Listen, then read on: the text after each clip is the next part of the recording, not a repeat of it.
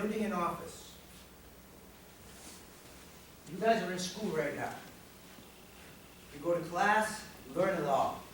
You're amongst yourselves, and in groups like we're in right now, question everything.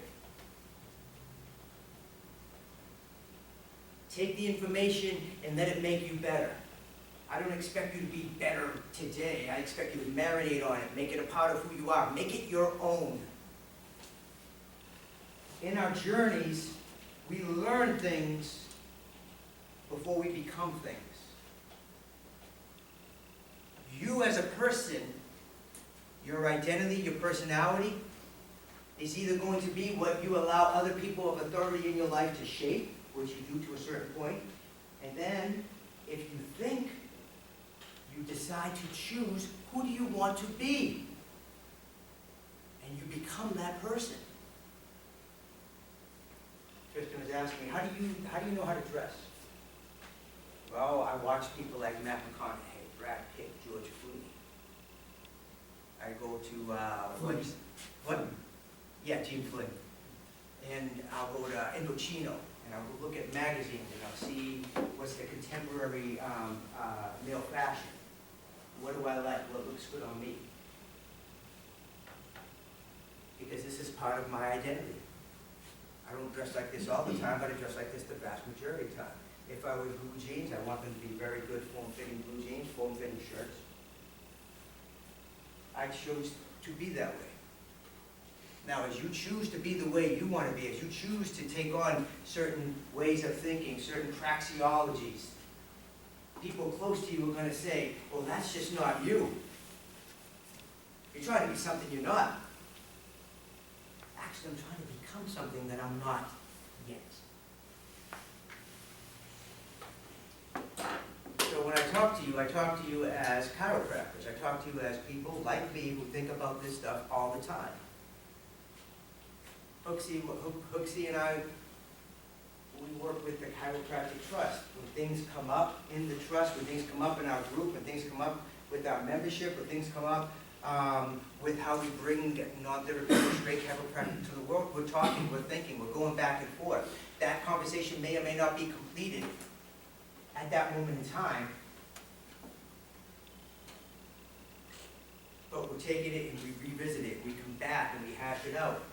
Does that mean people all the time are talking about things like this? No. How many national organizations are there in chiropractic right now? Let's name them. ICA, IFCO, Double Sigma Chi, ACA, which you could call it AMA because they're part of the CPT coding with insurance. That's fine. And just 4 or 5 or 6 votes away from merging with the ICA. I'm sorry? APCA, What's APCA? American Black Chiropractic Association. Awesome. And that's a national organization? Yes, sir. Very nice. What else? What about this organization? Chiropractic Trust, Okay? NBCE. Wouldn't call that a chiropractic organization. Talking national or international? Either one? Yeah, because the states would, No, the states would, right, yeah, the states would be, but they could be because I'm a member of the Garden State Chiropractic probably have Society. hundreds of state, Yes. Garden State, Palmetto States that here. Palmetto, yeah, I don't know if I'm a member of that one, but that's a really good one. Yeah. The Chiropractic Trust is a member of it. Nothing exists without a national organization. Chiropractic doesn't exist without a national organization. What organization best represents you?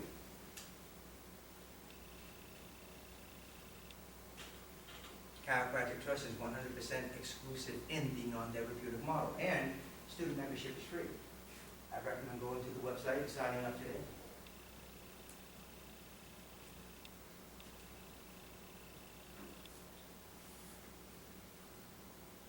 So your identity is how you describe yourself to yourself.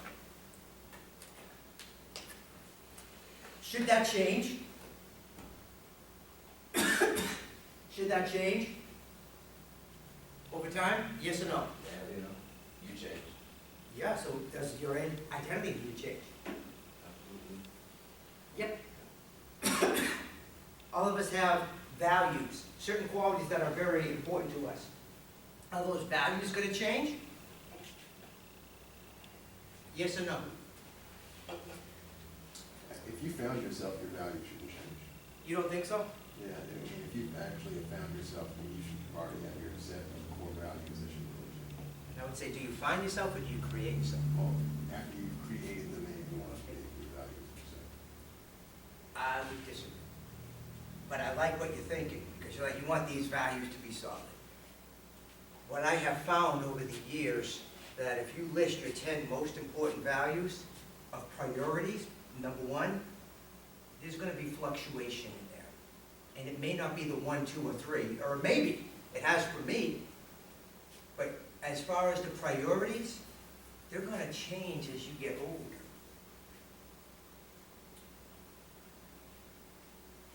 Honesty, integrity, loyalty, these are some of my top ones.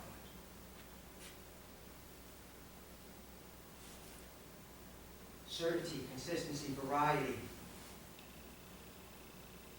Consistency definitely has gone higher.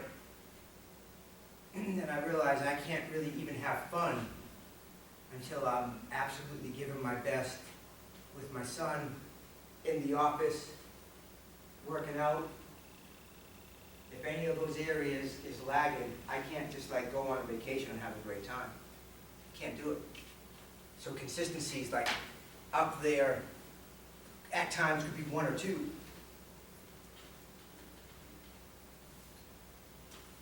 And maybe like things like integrity that used to get me really hyped up, just don't get me that hyped up anymore. Even though it's still there. Because I'm like, I realize, hey, you know what? A lot of people don't care, and like to me, I'm so certain that that's there. I'm like, let's move on to something else. Honesty's up there, and one of the things that I realize is I lie. Now, that's a tough truth, and I can say, well, everybody lies, and that would be accurate. As we evolved as humans, we don't have to worry about the saber-toothed tiger coming to eat us. We worry more about social status and how we're accepted in our tribe and letting people down, and we may say things that maybe aren't 100% completely accurate, but it's no big deal. Like, yeah, man, I'll be there tomorrow. No, you're not going to be there tomorrow. Yeah, man, I'll get that taken care of. And maybe you forget about it, so it's not taken care of. Oh, those things are small, they're still lies.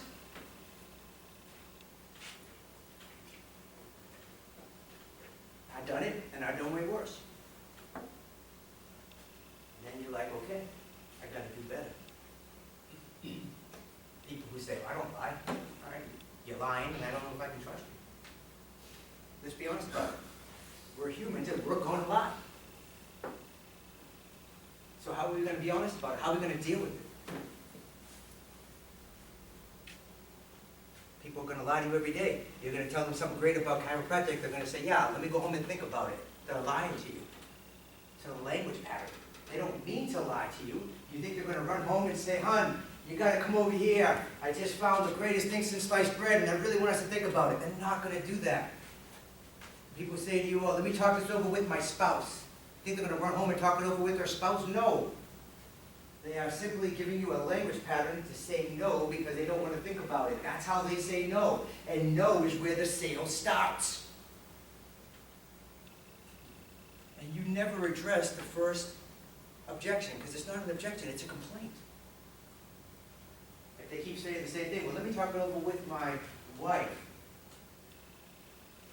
Because women almost never say that about their husbands. Because women typically make the household choices. Like, look, I totally respect that, and I do.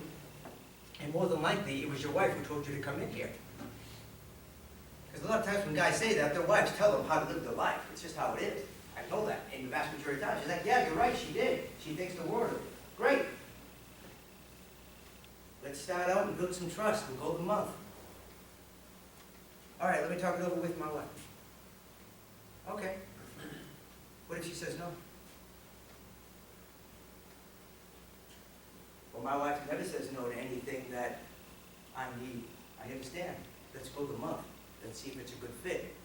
That's as far as I'm gonna go with that person. I'm gonna go a month to see if this is a good fit, see if we like each other. It is not what you need, it is not the end all be all. What it does do is sets a baseline of trust for a future relationship. Let's just go with that.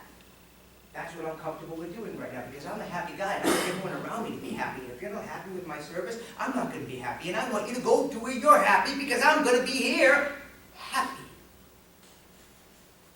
I create my happiness, you create your happiness. You're not happy, you're not doing a good enough job at it. Level up. So what if your wife says no? Well, if she says no, I'm not going to stop. Okay, totally understand. Nor should you. What would she disagree with? What would she be saying no to? Would she say no to the service? Would she say no to the office? Would she say no to the price? I should probably have an issue with the price. Okay, now you've got what the actual objection is. And believe me, it's not her that has a problem with the price. You're welcome. Or maybe she has an issue, or he has an issue with chiropractic being a habit because he simply wanted to come in one time. Look, I just want to come in one time. I totally understand that. We don't do things one time because we don't operate in crisis. There's no way that we can have a pleasant experience with one single visit. Your body's going to be apprehensive. I have to earn your body's trust. I have to figure out your spine. And that takes time. And even a month is not going to do it. But a month, you're going to hear the same message over and over again. You're going to come in, and you're going to have a feeling of, this is a really great, peaceful place that I want in my life. Or, hey, you know what, this guy, this operation, this service, it's not my cup of tea. Sound good? This is how we walk people down the trail of selling them. I know a lot of times, how many times, have you been told that if you just share the message, people are going to buy it, sign up, start with you? Has anybody been told that? Just tell the story. Yeah. Has anybody been told that? What do you guys think? What's your opinion when you hear that? It's kind of true. If you go out and tell the story enough, people will sign up, but your success rate in signing people up will be poor, if that's the only thing you're saying. So I don't think it would be successful, but it would bring patients in the door and bring them home. Perhaps. Would you rather have more certainty improving a skill set? Absolutely. That's why you're here, early on a Saturday. Thank you for that. Telling the story is not enough, because not only are you going to miss a lot of people that you just didn't know how to close, if you're like me, you're 5'6" and named Mark. Yeah, that's fine, thank you. Yes. But you'll even go so far as to talking people out of coming in, which I've done.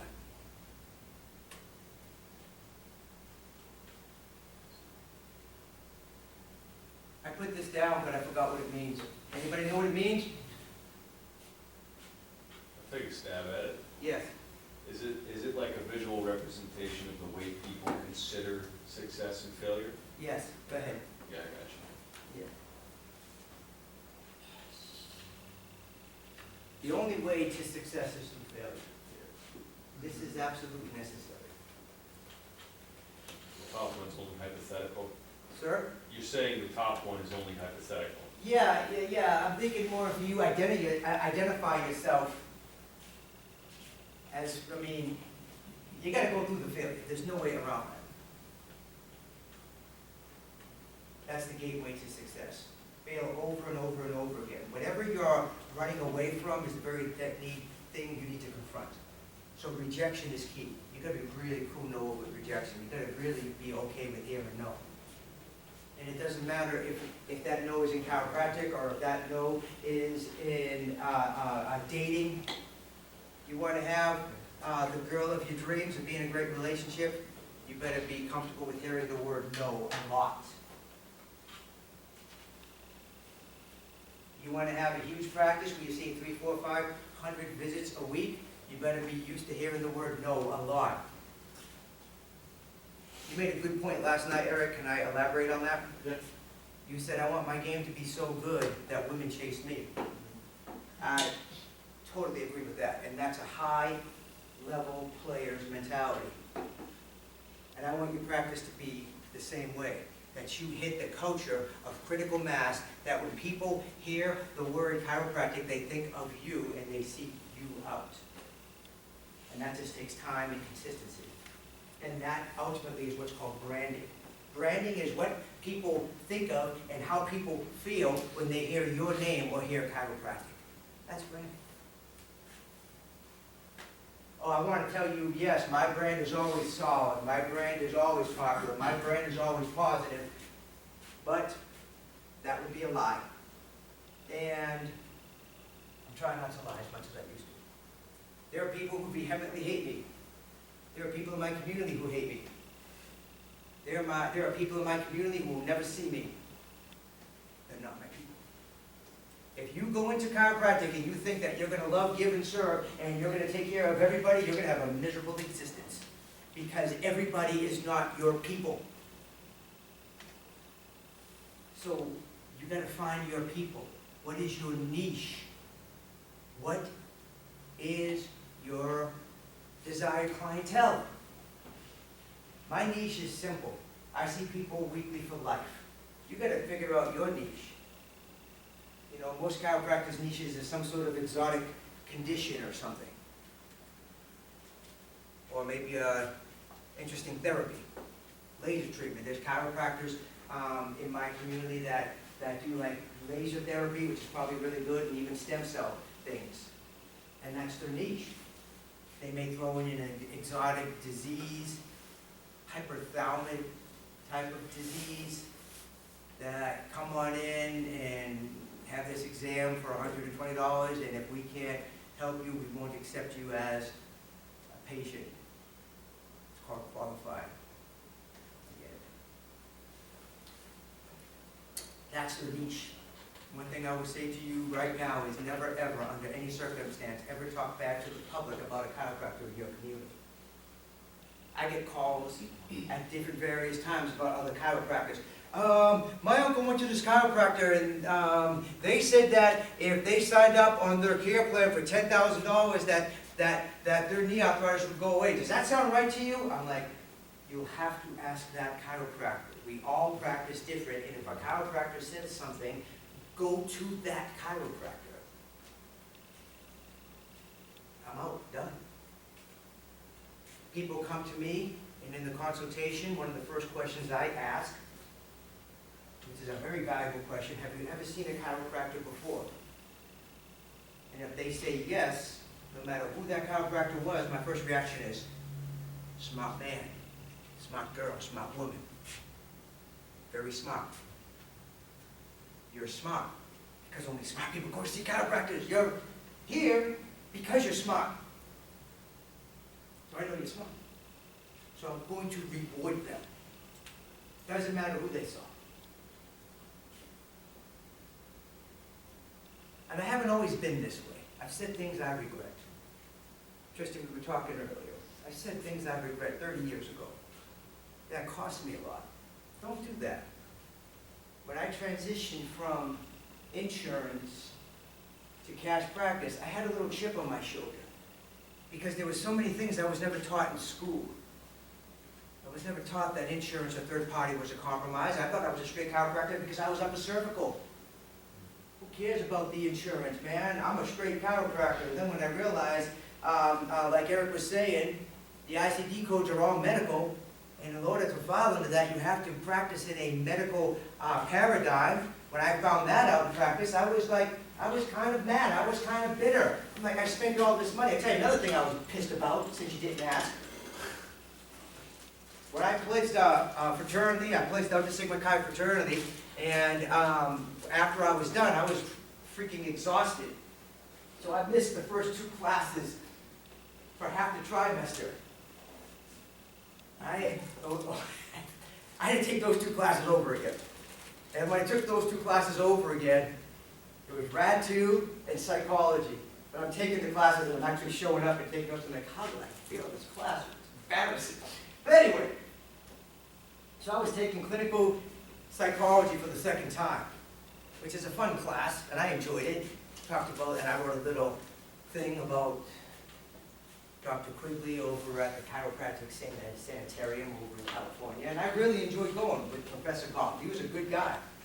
And I remember one time he was talking about a young fellow who spent a considerable amount of time in Mississippi, like so many amazing people have, and his name was Ray Charles. And he was saying Ray Charles had an dissociative disorder. He saw his brother drown and went blind. All right, I did look at that. Well, years later, as I'm practicing, and I'm on a date with the girl, and I'm over here acting like I know what the hell I'm talking about, I'm like, oh yeah, Ray Charles, you know he saw his brother die and he went blind? She's like, no, I think that's an urban legend. I'm like, oh, no, no, no, no. I went to clinical psychology. Professor Goff said, that's what happened.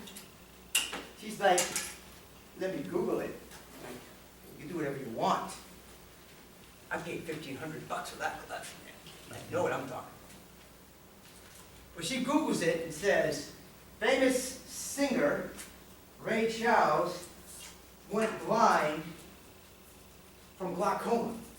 Urban legend said he went blind from watching his brother drowned in a bathtub, but that was just an urban legend. I'm like, hot dang it, Professor Goff! So literally taught me the wrong information to use it for something. I don't know what's more important than impressing a girl, but maybe there is something more important. And I was wrong. It happens. So I remember when I first transitioned, and I said things that I regret now. I said a lot of things I regret. One of the things I said is I said I was happy to no longer prostitute chiropractic being in third-party pay. It was how I felt, but it was the wrong thing to say. And it created unnecessary enemies. You didn't say that at one of those local meetings, did you? Not at the local meetings, but I'm sure word got back. I said it more nationally. This is before there were, this was before there was internet, you know, and I was speaking at the FSCO, which is now the ISCO, and maybe at different fraternity locations, maybe from here to Iowa, who knows, or California, is what it is. A lot of people don't know that I used to be president of the Grand Council, and I was the first president to ever go to all the chapters and visit them and establish correspondence back in 1999 and 2000. I love my fraternity. And I love where it's gone, and I love the unity that's there now. So I'm very thankful for that. Do I have regrets? Yes. Would I change things? Yes. Do I want to tell you these humiliating and embarrassing things so you don't do them? Yes. Please don't do that. Please never talk bad ever about any chiropractor or give any implication that they are doing anything that's less than high character. And never say it in the public, ever. I don't care how much the chiropractor down the street does not like you, because you opened up too close to their office. You find something good and you say that over and over again. If that person's name comes up, and it will. People say, well, you know, I haven't been here in about 3 years, and I just don't want you to be mad, but I saw a chiropractor that was closer to me. Like, I am thrilled. I would hate the idea that you went 3 years without seeing a chiropractor. I hope you were going every week. Well, we moved back, and we'd like to get started back up. Fantastic. Too many times we beat people up for the wrong reasons. Don't beat people up at all. Everything's a fresh start. Everything's a fresh start. I never throw anybody out of my office, ever, ever. The idea of that is ridiculous. Either we're a great fit or we're not. If you're a great fit, get in here and I'll take care of you and we'll have a great time. And if we're not a great fit, find who is a great fit. People say, well, I just want to go by the visit. I don't like the yearly packages. I totally understand. It's not your cup of tea. That's our niche. Please understand that our niche is seeing you weekly for life. That's our niche. That's what we have chosen to do to give you the best quality service humanly possible. And if you don't feel comfortable with that, totally understand, and we'll help you find a chiropractor that you're comfortable with. Close by where you live, maybe they go by the visit, and you can talk to them and set up a consultation with them to see if it's a good fit. Good, bud. How far do you go with that? Like, do you go as far as actually having like a contact list for different types of chiropractors who take different payments or plans or things like that? Or you just, is it more or less just saying, hey, you can go find some people, I know this guy? Really more the second. Okay. But I got a pretty good flavor. Hooksy practiced with me in North Mississippi. There's about 17 chiropractors there. I got a pretty good flavor from most of them. And if I don't know that person that's close to them, I'll say, well, I have heard good things about them. I've never talked to them personally. Give them a holler and see what you think. Because in the end, I want them to figure out what's best for them. And unless it's a chiropractor that kind of work with me, like Dr. Blythe or Howie, I'm probably not. I don't even know Howie's fee system, but I could say that check it out because I don't really want to speak for another chiropractor, and they could have changed their mind, and I don't want to. You know what I'm saying, bro? So I'd say, hey, check them out. They're good people, and you know what? They usually are. Okay. How many times does that like switch the value in their mind? Almost like if a little kid, if you have a jar of suckers, a little kid, it's like, oh, you can't actually, this is what we do, and you can't have a sucker anymore, but there's this other person down the street. Now they really want whatever you're offering. So how many times do you say that, like, oh, there's this person down the street and they're great, this and that, but this just doesn't look like it's a good fit for us? How much does that switch their mentality? It's like, okay, now I really want what I can't have. A lot, and that's a very good point. You can't get away from human nature. Yeah. You can't get away from it.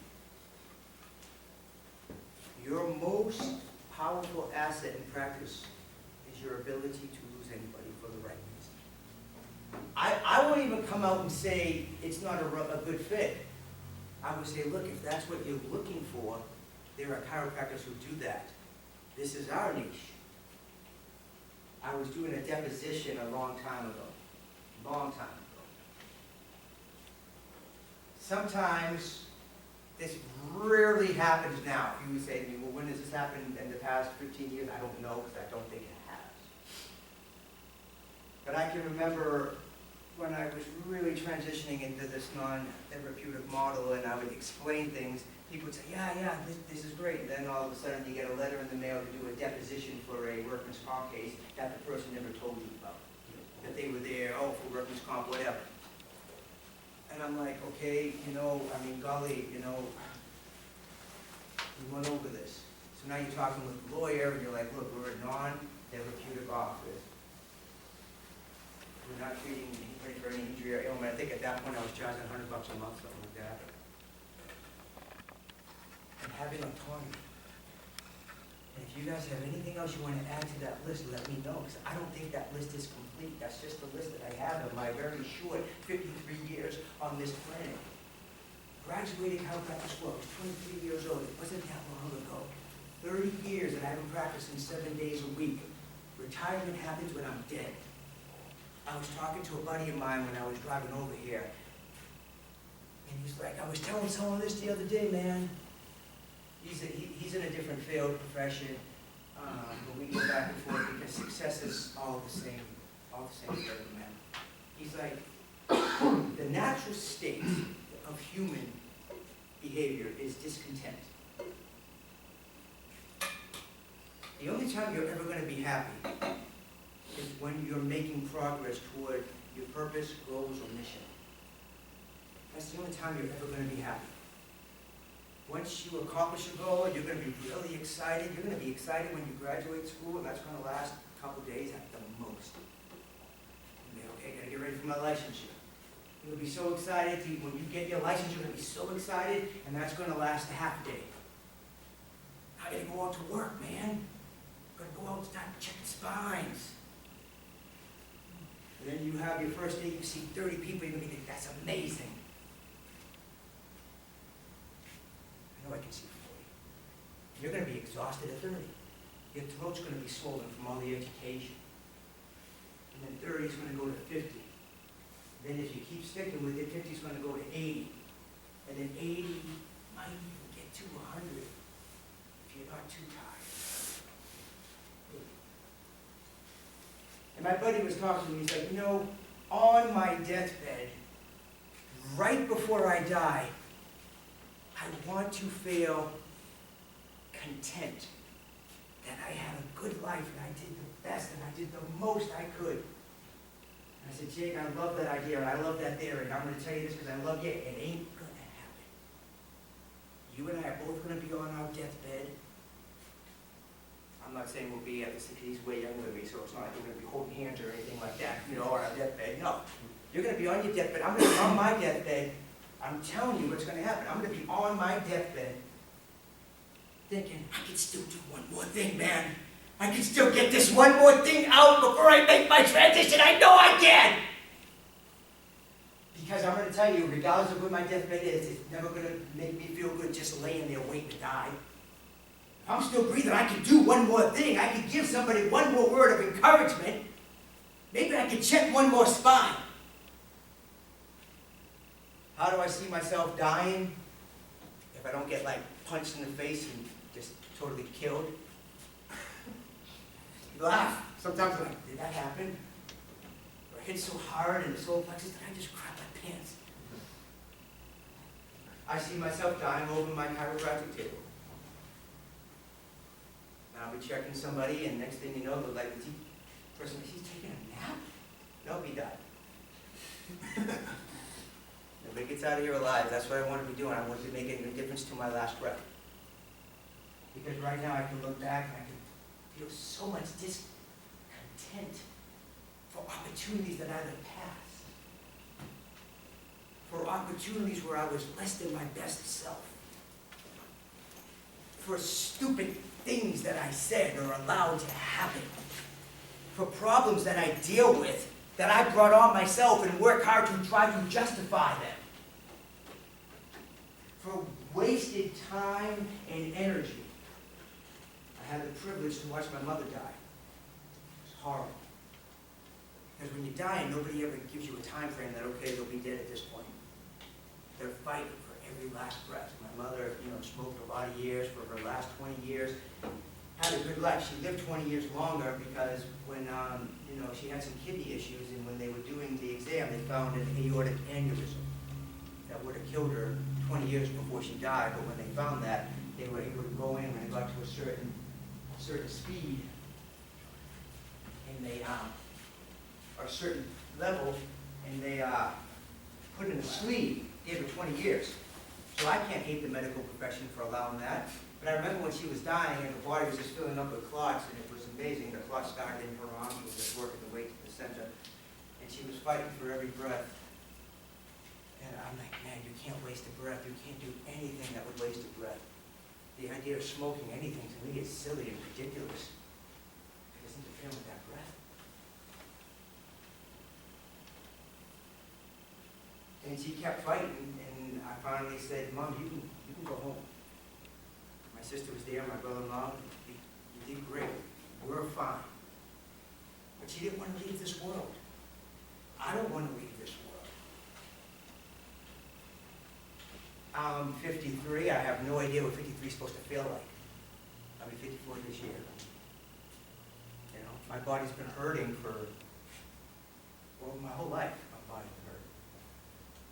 I've always played sports. I always pushed myself. I always wanted to see how far my body could go. And even when I was hurt or had any type of injury, it was always like, okay, that's what you have. Figure it out. Get back in the game.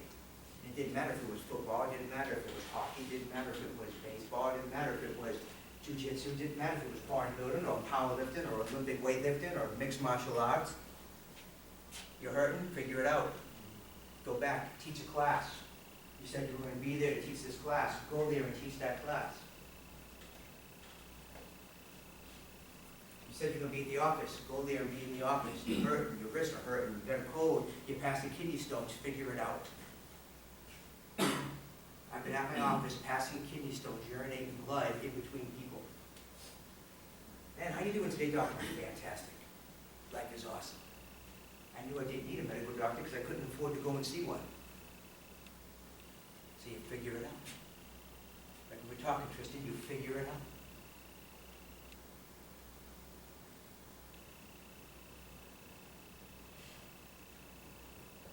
Life's always going to be bittersweet. you figure it out. The office is going great, practice is going great. My wife's sick. Or maybe my wife's sick of me. You know, I was married for 4 years. I love my wife. One of the most frustrating things in the world is knowing no matter what I did, the whole thing was going to hell in a handbag.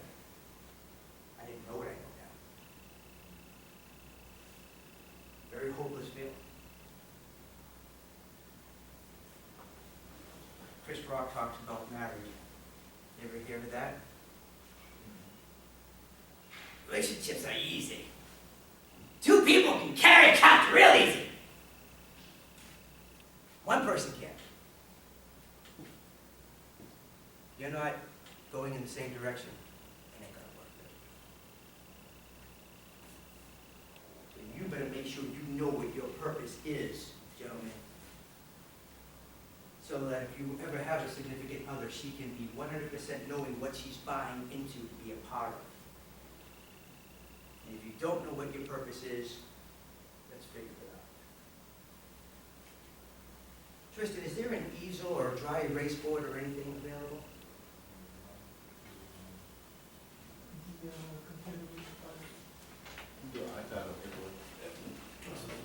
Is that just, yeah, That's easier.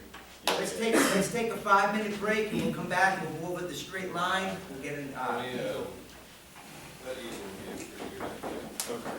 I'm gonna, 15 minutes, I'm gonna run, grab pizza for everybody. Sweet. Come back. Okay, brother. Lots of pizza. What kind of pizza? I got Pineapple. no, I got two cheese, a pepperoni, one onion.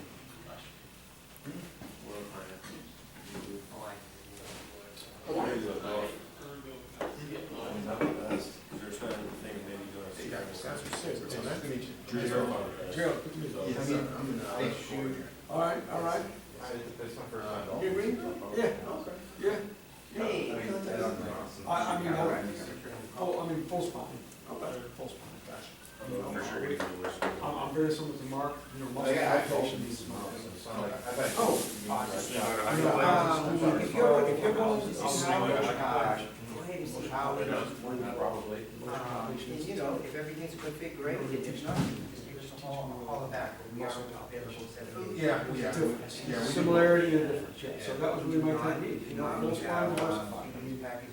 I mean, there was times I went to upper cervical, You're welcome. you're always checking out, I get it. There's times I went to CBP, I got it, you know, you just find out what works for you. Especially when You know, but you don't bash your techniques, so it's like, well, I'll do it. You'd be surprised out there. You don't think about You'd be becoming surprised. consistent. Yeah. It doesn't need to be. We're all supposed to be on the same team. Well, we're on the same team, but the chiropractic school is one of the best times for people agreeing with each other. Good job, buddy.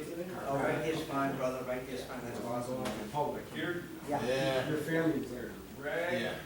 Dude. You know, half your family doesn't want to touch it, the other half is This is, fine. no, this is. So, yeah, you're on the best time. We already met. Agree, we all agree on the same thing, people need to be Oh, adjusted. Yeah, man. You don't want a ringworm? They need to be adjusted. I mean, I've had it, Mark, I've had you know, probably logically- every infectious disease known to man. So you have to go watch with Mark. You know, How long you been rolling? 20 years. Yes, you want to use spine check 7 days a week. We gotta I'm get not into one to jujitsu, man. He has that. Yeah, I think it'd be good. I'm not doing it. My uncle, You know, so it depends on, that's why that 3 times a week came from, because one doctor told me, you know, he basically wanted to throw my patients 3 times a week. There's tons of stuff to do in those days for the practice. I know that was a lot of fun. Now, you remember I that? was probably insane about it, Yeah. and for me, it. You guys lean towards the ACA? Boxing. I just went on your website. Yeah, more than it. Yeah, because they really haven't had a lot of straight Fine, you try. people who are straight side join and have a voice problem. You train as you try. You know what I mean? No, Tristan. So that's probably Trucks the like family alive, just freaking animals. Speaking of your schedule, Yeah. And so now practicing what they're doing Yeah. there, you know. come to your office? I mean, it just talks to me out. So, How long does it take? and I think I looked them up, and they're non, therapeutic Yeah, as well. yeah, I mean, I'm a group appointment, so I really see 5 people, I can see 40. That's fine, we can talk, I'm sure we can talk about it. Hang out, hang out Because there. you know, I hear all the time, oh Would yeah. you mind if I come? Yeah. Yes, Yes, sir. Do I don't have to go to a form. Then when I saw them, like, So I yeah, might- I might- Just come on by. you know, I see. Here's the thing about it. I may, I'm Share a lot of similarities. Oh, no doubt about it. I saw them, like, yeah, man, that's right on board, you know? I really don't want to And, speak you know, about it all I'm day. pretty much Oh, no. consistently If you helping. I came, remember there was you know, another guy. 10 to 2 or Like, 47. yeah, my chiropractor said, Yeah, like, this you is know, just my a- chiropractor. Come to find out his But I would chiropractor. prefer you do like 4 to 6:30. It's also a spinalologist, like, oh, okay, yeah, they got the money, you know what I'm saying? So that's interesting, you know? They used to have without here. Well, even 5 to 6:30. Yeah, I used to have that too. In fact, I still think I got that on my, And we need to do that for a couple of days. You don't even have to call me. So, Because I don't do appointments, Yeah, so I'm not gonna surprise you. that's- Yeah, yeah, see, as long as yeah, it's man, 6:30, yeah, and you know, and there's a little attitude to this, we're like, okay, we do this for a very strong and powerful Come by reason. anytime to 6:30 or come in the morning. It's a little attitude, I think you're gonna find that pretty All well. right? So this is, No problem. this is your dad, your uncle, you know, when you gonna be back? When am I gonna be back for? Home? Yes. We're done here in December. All right, well.